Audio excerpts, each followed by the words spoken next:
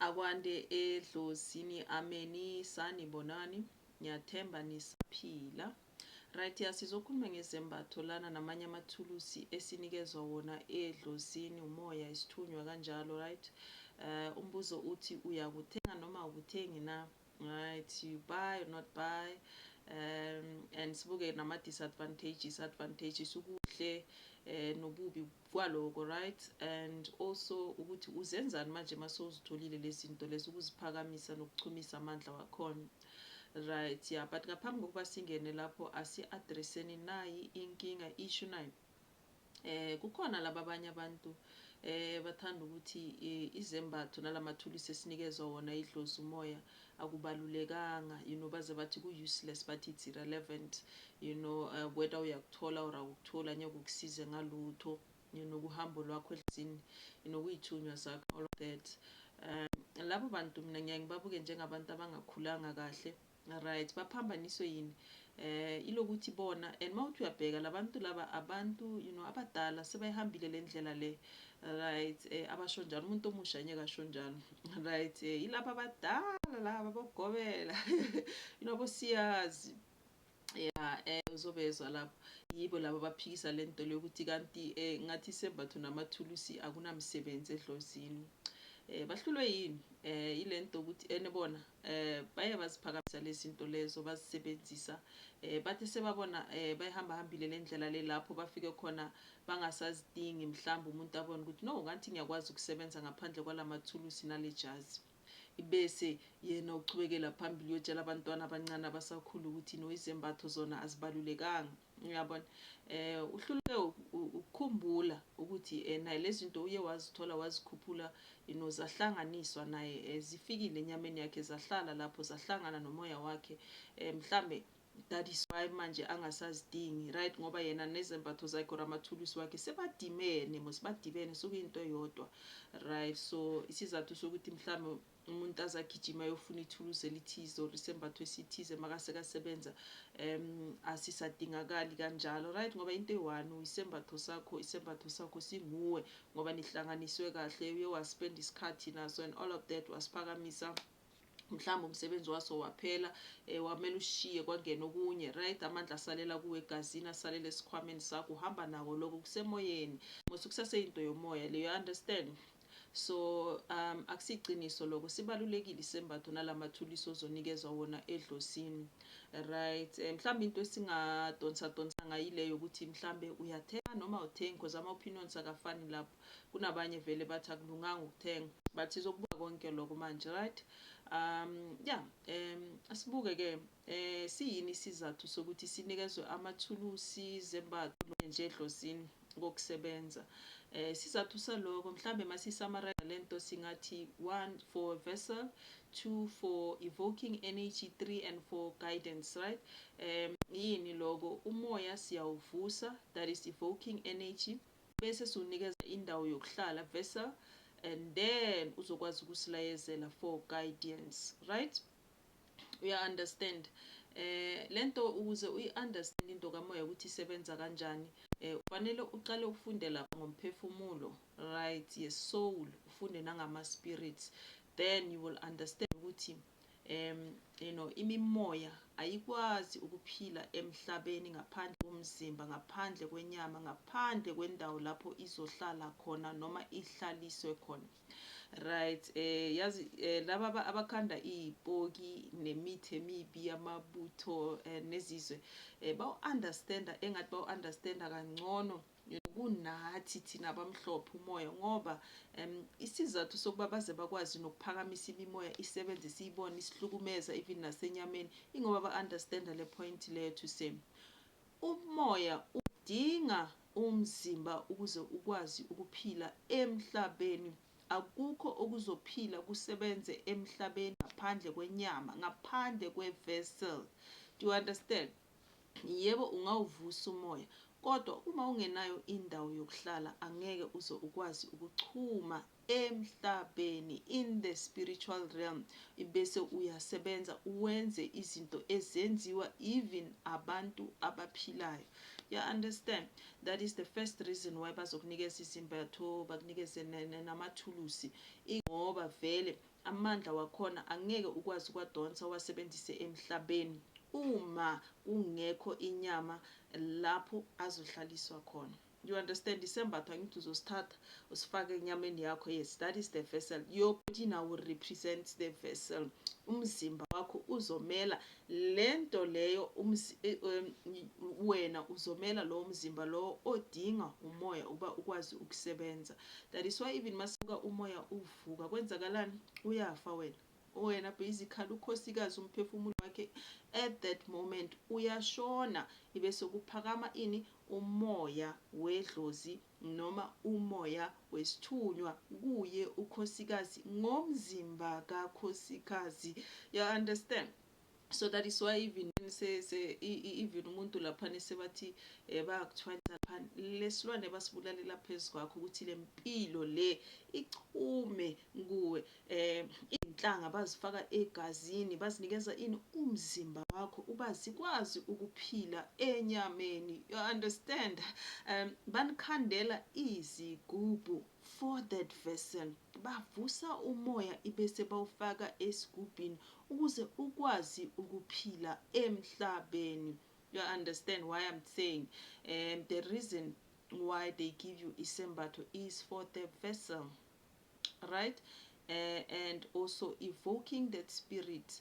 But when you evoke the spirit, ma uvusa umoya, ufaka entweni ephathekayo, entweni ebukekayo, esibona a tangible thing, something that you can touch, you can see or feel. Kuyinto le esibona ngamehlo. Do you understand? Ibese lento le iyaqala iyaphila lapho, iyakhuluma manje, iyakulayezela, yenzani, iyasebenza, niyasebenzisa, nizenzani.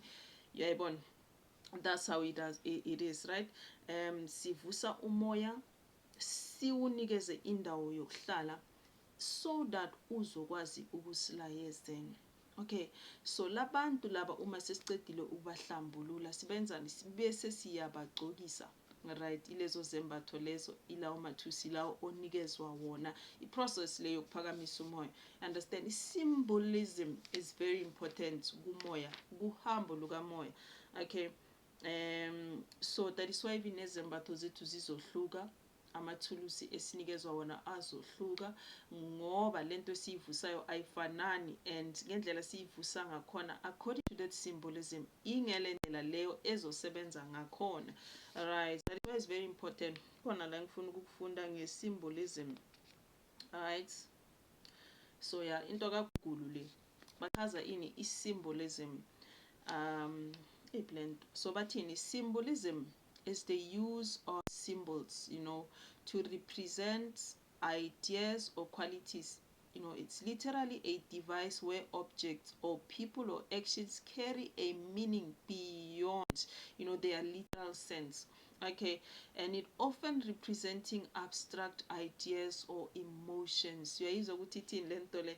Sometimes into wena ungayithatha uyibhekile injalo uthi ijazi leni ngoba ijazi, ulibale ini ukungenelela kule symbolism yaleli jazi leli, ibese uzobona okufihlekele noma okuza ngaleyo moya loyo ofumbathele lo jazi lelo. Ingangukutshela ngithi isembatho siyakwazi nokuguide, so siphakamisile, siyakwazi thina ukuthi mase sibona isembatho sakho noma ithulusi olunikeziwe edlozini sikutshela indabanyana ende ngalo muntu okuvezela leso sembatho leso noma ithulusi lelo, right? So symbolism ibalulekile. Uyayibona semaphupheni mabase basibonisa izinto basebenzisa yona isymbolism, ibese siyabuka laphana siyahlaziya uphawu, and then ibese sithola izinto eziningi, sithola information eningi. All right? Yes, that is what symbolism is, right? Ingathi obvious into khona, kanti kune abstract factor behind the thing, and ufanele uzukhule ufunde nokuhlaziya beyond what you see, right? That is why sometimes umuntu uphakamisa isembatho akasazi ukuthi asenzeni ngoba uhluleke ukunderstand ukuthi lento le kahle kahle iyi-symbolism. Emva kwalento le, behind that thing there's more ekufanele ngikudonse bese ngiyakusebenzisa ukukhula, ukuchubekela ukuhamba le ndlela yami, right, ngize ngifike lapho ngithunywe khona. Alright. I mean, laba kwenzela ama-example, but we all know that a dove is a symbol of peace. A dove is known as a symbol of peace. Siyajuba uphawu loxolo futhi siyazujuba mase sibheka izinto zakamoya. Ukuthi no, kuhambisana futhi nesithunywa sezulu, into emhlophe, into ekhanyayo futhi, right? Just like isazi ukuthi i-rose, iblomo, i-rose elirede limele uthando, and all of that, right? I mean, uma ningahamba nje sasisho nje sibonele wena nesithandwa sakho niye ngale ngasemfuleni or kuphi ngaphandle nje ezintabeni senikezana ama-rose. Babukile abantu abadala, phela babukile ngithi bayaphila kwelikamoya, kwelamathongo. Into nje sometimes why bangakwazi ukuchumana nayo lento ngokutshela yona ukuthi sometimes ingoba abakatholi umzimba noma indawo yokuhlala lapho uzobezwa khona ukuthi bathini, kodwa bayakhuluma babuke bathi awubuke nje laphana picnic kumnandi, kuyathandwana, kuyajolwa, wara, all of that. Same as ngesintu, i-rose again would be represented by a bracelet, kahle kahle umshado wabantwana besintu, uhambisana nomqamo, necklace, beads, if you were to so ugcokisa umuntu wakho laphane lama-beads noma ubuhlalo obuthize, abantu abadala babuka laphana bayabona ukuthi no, that is a symbol of love. Engathi kunento ecalwayo laba sebayacala manje, bafuna ukuzwana, bayazwana, bafuna ukuphilisana, bafuna ukuba boyfriend and girlfriend, do you understand? So they get to see these things through symbolism. Nathi sikhuluma nabo nge-symbolism, just like amajazi wakho angaba u-10 wena, kodwa ngelinye ilanga uzodecide ukuthi no, namhlanje ithi ngifake ijazi elimhlophe. You understand? Nabo sebabuka abantu abadala bathi namhlanje ufake ijazi elimhlophe, kusho ukuthi mhlawumbe ufuna ukuyokhwaza inhlanhla, mthuthi mhlawumbe kukhona lapho ayokhanyisa khona, right? That's how it is. Bese baya-prepare nabo kanjalo nanoma soyofika ungena endaweni lapho uyosebenzela khona, imimoya ephila lapho mayibona ufaka izembatho ezimhlophe sebayazi ukuthi lo mhlophe. You understand? So they're able to identify you like that, bese bakuvulela izindlela zakho according to that. That is why kubalulekile ukuthi abantu abadala uma sebazokuthuma endaweni bathi ufake isembatho esikanje noma esikanje, ufanele ufake leso sembatho leso. Ungathi isembatho asisebenzi, bathi asisebenzi, mina noma ngingafaka lento kimi izasebenza noma kanjani. No, kubalulekile. Right, ukuthi mase ufika even lapho mhlambe bamazisile umlikazi wale ndawo le ukuthi ukhona umuntu ozofika uzaba phethe lokhu naloku, afake lokhu naloku. Symbolism, right? Yes, isebenza kanjalo le ndaba le symbolism. It is that deep, right? Sibonelana yini enye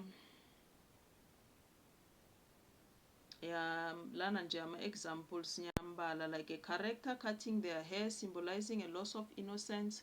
Leyo siyazi ukuthi edlozini inwele zikhuluma ngomoya kakhulu, kukhuluma ngokukhula komntwana emoyeni noma ukuncindezeleka kwakhe emoyeni, right? Sikubona ngaloko a wedding representing new beginnings, that would also represent mhlambe leminye imimoya lengenelele futhi mase sibona nokuthi mhlambe umuntu azalwe embethe, sibona ngeveyili ngendlela avesa ngakhona emaphupheni, right? Same as mase sibuka ijazi lakho ngendlela lakheke ngakhona, isikhali sakho ngendlela sikhandeke ngakhona, the bits and pieces on your sembatho or ikhali zakho.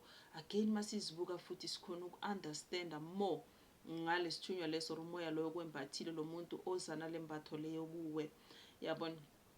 Siyafunda siyabona iso linaloku, linezinsepho, linje mhlambe uyacomplaina wena uthi makhosi angazi ukuthi ngilenzeni leli jazi, angiwaboni amandla khona. Siyakwazi ukusebenzisa lokho bese siyakulayezela, right, guide you at what you can do ukuchumisa lo moya loyo, right? Very very important. Kubalulekile ukuthi umuntu makasekaboniswe isembatho noma ithulusi alenze exactly ngendlela lingakhona, right? Do not add or remove anything. Uthi mhlambe ngikuthanda or ngifuna ukukwenza so ukuthi wenza umkhabisonyana wakho lapho. No, don't do that. Isambatho asithunyiwe ngendlela esavela ngakhona, ibhayi alibe umbala elaveza ngawo, right? Mababonisa ured ungathenga umeruni, lezi zinto zifana ini, right? Ngoba zimele imimoya engafani, right? Siyazi amajazi mase sibona umuntu uphanyelwe ijazi sito isithunywa lento ngathi nesithunywa sibona amabhayi sito lokungathi kunedlozi izingwe sithe zamakhosi. Bese kuba namanye amabhayi siyawazi la ukuthi no lawa ngathi amabhayi esibesithunywa, kodwa kuba khona nezindlondlo ezihamba nawo futhi right eziza emuva right normally ziyasifihla ethi umuntu sekabone okuthize kodwa ongabonanga okunye kufihlakele sesiyazi ukuthi no lo usahamba hamba usengakakhulu usafika lapho yakhona. Right, yes, that is one reason why they give us izembatho. I-reason yokuqala le is to, for the vessel to give that spirit a body. So unikeze umzimba umuntu so that umoya so that uzokwazi ukuphila nasemhlabeni. Alright, and then again the second reason why basinikeza izembatho lezo namathulusi it's so that umoya ungakusindi, ungakunyatheli, right, ungakugulisi. Isembatho that is why abanye abantu bayagula. Uzo umuntu makasekahamba sekayifunisisa indaba yakhe kahle sesifikelele lapho ukuthi kanti lo muntu ubulawa yini. Sithola ukuthi kanti lo mntwana uguliswa ijazi kufanele aliphakamise, kukhona isembatho akufanele asithole, kukhona ithulusi akufanele alithole. Right, omunye umuntu azathi bangagulisela ithulusi, no, asikuthi bagulisela ithulusi ingoba sebaphakeme bafuna ukusebenza sebakhona ba-ready ukuphila emoyeni. Manje abanawo umzimba ofanele lapho bangahlala ngakhona, bazohlala phezu kwakho bakuncindezele bakusinde, ubulawe iqolo, ubulawe ikhanda, ubulawe inyawo, ubulawe yiyo yonke lento le ungaboni nasemehlweni ngoba wena ufuna ukuthwala imimoya esindayo kakhulu ihlale phezu kwenyama yakho, kanti ezinye izinto azihlaliswa phezu kwenyama. That is why zikhishelwa amathulusi nezembatho kanjalo so that lento uma seyichuma ifike emhlabeni kube nendawo lapho izohlala khona, ihlala lapho, wena uyele, wena ube le, yona ibe la phezu kwesembatho sakho noma ithulusi lakho. Yingakho sometimes uzokuthelwa amathulusi or izembatho ezinye usengakaboniswa ukuthi ungazifaka enyameni yakho noma ucala usebenze ngazo, kodwa kuthiwe zithole bese uyazibeka nje endlini yakho kahle nje lapho uma socedile ukusihlambulula. That's the reason ukuba abalikazi bakhona mabase bafika bakwazi ukuhlala phezu kwakho, bangahlali phezu kwakho bese bayakuncindezela bese bayagulisa bese uthi ngiyagula kanti ugulisa into simple. Ijazi lakhabo jazi eli simple can sort that problem out, yabona. So that is why again mabase bakhiphela izikhali futhi just like amajazi sithi walengiseni lapho alenge, umuntu angaphuthi ijazi lakho liphuthelwe lifake wardrobe, awuntshela ulifakelene wardrobe. Uyayibona kuphi lokho? Alilengiswe ijazi endaweni lilenge lapho, right, likhululeke. Okay, so that le energy lekufanele ihlale kiyo izokwazi ukuflowa, ingabi stagnant, right. So izikhali bazokubonisa sometimes ukuthi isikhali mase bakubonisa mhlawumbe usibone sihleli kwendawo ethize khona lapho endlini yakho, ufanele usibeke lapho uma usiphakamisa. Awuyositola lesikhali leso wadecide ukuthi wena uzosibeka phezu kwetafula noma ekhoneni inyano oyithandayo, no. Bakubonisa sona isikhali lesi sihlezi mhlambe phambi komnyango sibheke phezulu noma silaliswe phansi. You have to do exactly that. Silalisa isikhali, sibeke isikhali ngendlela waboniswa ngakhona. Ibhayi, sometimes they can even go as far as bakubonise nokuthi lesambatho or ibhayi uma solibekile lapho lilengise kanjalo, lilengise kanjalo. Okay, ungalinengisi ngoba wena mhlawumbe unesequence inyana lapho indlela obeka ngayo amajazi wakho nezembatho zakho walengisa ukuthi mina lento zami ngiziprefer ukuthi zihlale kanje, noba yazi bona ukuthi why bafuna ukuthi uyibeke le khona lika left ilenge igoceke, uyigoce kayi-3 or uyigoce kayi-1 or uyivule yonke iphelele. Do exactly that, just like isembatho. Uma sinamaphisi nyana a-orange akabe khona amaphisi nyana lawo a-orange or else angeke siphelele, siyashoda, right. Sisazokunyathela ke ngoba awusenzanga ngendlela fanele senzeke ngakhona. Lo moya sifanele siwudonse asiwudonsi kahle ubuye uphazamiseke bese kukhwazeka ke wena inyama yakho, right. That is reason number 2 bazosinikeza izembatho, right. You understand? So lokho ukukuvikela inyama yakho so that ungasindwa uma umoya uvuka. Ngithi ngike nawubona umoya ukuthi uvuka kabuhlungu kanjani. I mean umoya masowuhlela entweni masowuphakama man, uyabona umuntu uyashintsha nasemzimbeni, umuntu uyancindezeleka, yazi ube ngathi uyafa ngoba uyafa vele lo muntu lo. So that is why bazokunikeza izembatho ukuthi isembatho sakhona ngeke sisebenze manje, siyosebenza after many years, right, but bakunikezile wena uma ngalu kanti lento le mina since banginikeza yona ngathi ihlalela into engekho la ngihambe ngayothenga izinto nje for free. Abantu abadala abadlala ngawo no abadlali ngawo sisa lokuthi zifanele zihlale nawo lezi zinto lezo zibe lapho khona zibe sendaweni yakho ngoba ezinye futhi ziyakuvikela zivikela nomoya omubi ziyalwa.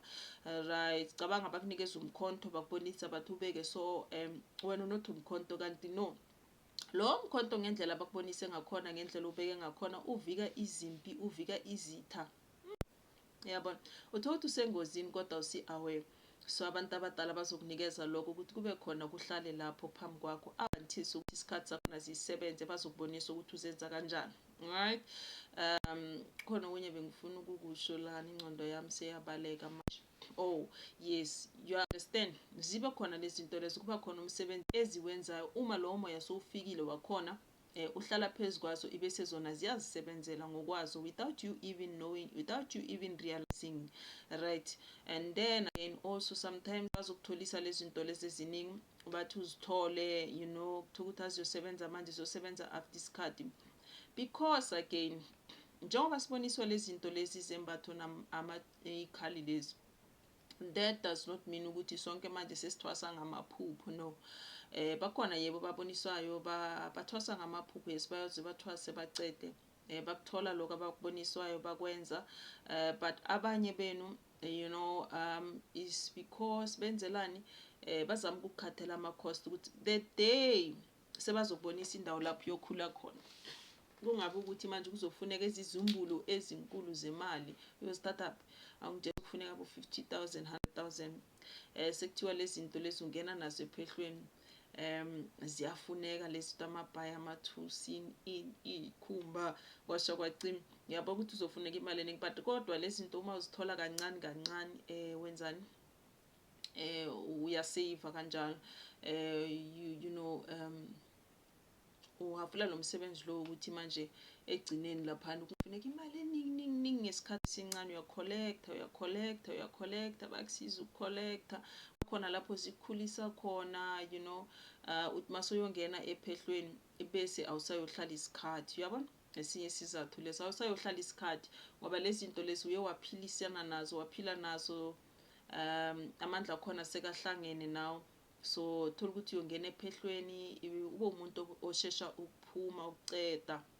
Right, yes, that is one other reason as well, is to help you prepare, yes, to lessen the load. Right, imali ezofuneka nokuphithana ikhanda kakhulu sowufuna izinto eziningi ongazi-afford ngesikhathi esincane.